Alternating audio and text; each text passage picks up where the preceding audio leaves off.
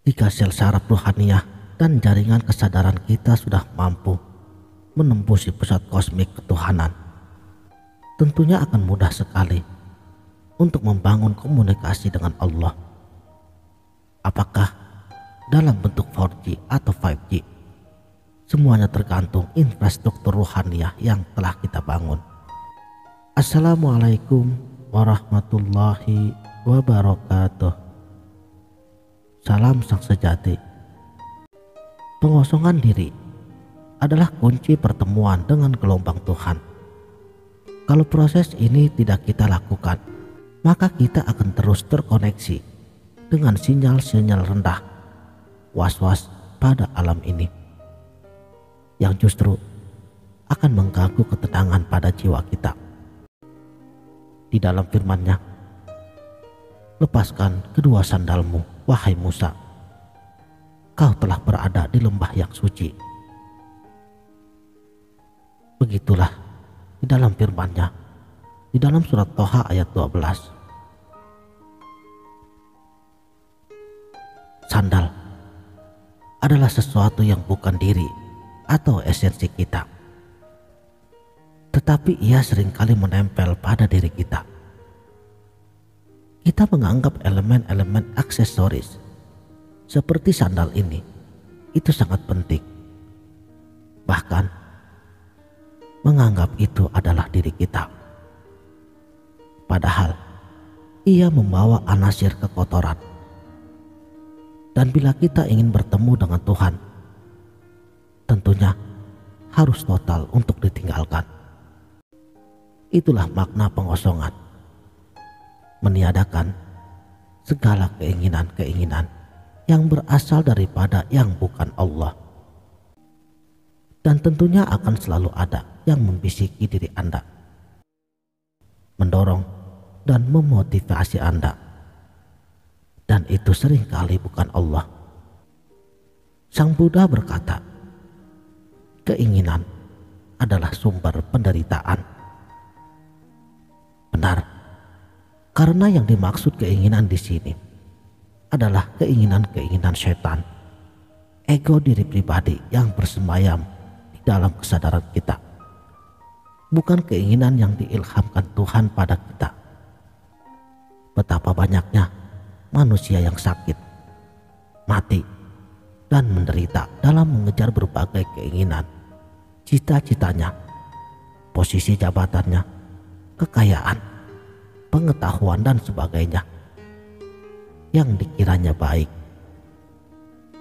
Padahal al-haqqu mir rabbi, kebenaran turun dari sisi Tuhanmu. Benar dan salah, baik dan buruk, itu mutlak otoritas Allah, bukan murni kajian akal dan keinginan kita.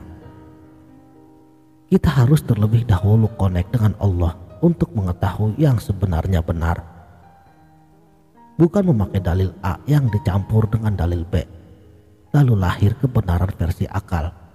Kias, itu sifatnya mungkin benar.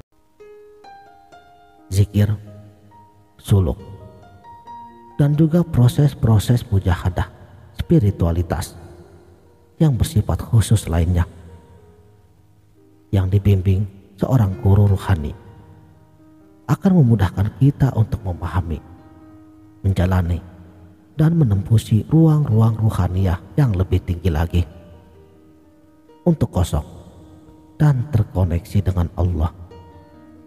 Karena hakikatnya kita adalah ruh kita sendiri, yang dengan itu kita bisa menemui Tuhan kita.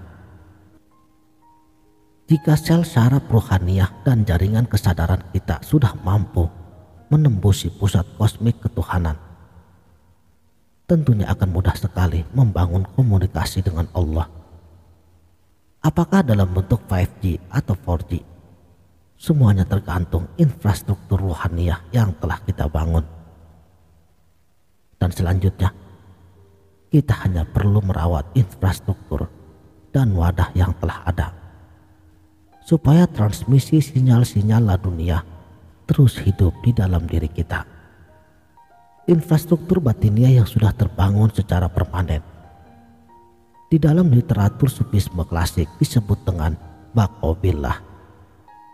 Dan kalau jaringannya sudah terbangun sedemikian canggihnya, suara apapun yang ada di ujung dunia lain dalam hitungan detik bisa terdengar langsung dari perangkat HP kita. Dengan Tuhan juga begitu. Manusia dengan perangkat komponen kolbunya adalah perangkat komunikasi paling canggih. Ketika jaringannya sudah diperbaiki, sudah disucikan, Tuhan ngomong A di langit sana, A juga keluar dari mulut Anda.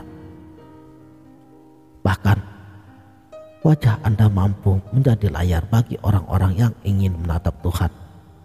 Itulah yang disebut dengan tajalli. Dia bisa hadir pada perangkat diri yang sudah terbangun dengan baik, kamil mukamil. Seperti yang disebutkan di dalam hadis qudsi, Anda bisa menjadi lisannya, tangannya, matanya, kakinya, hidung dan telinganya.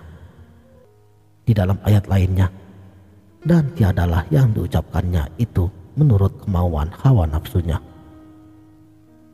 Ucapannya itu tiada lain hanyalah wahyu yang diwahyukan. Surat An-Najm ayat 3-4.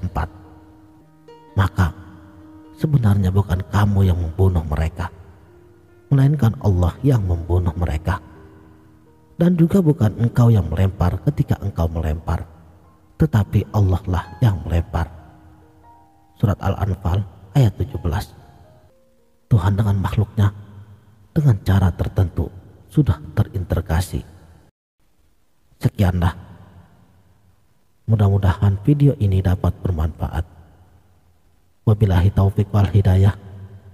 Wassalamualaikum warahmatullahi wabarakatuh.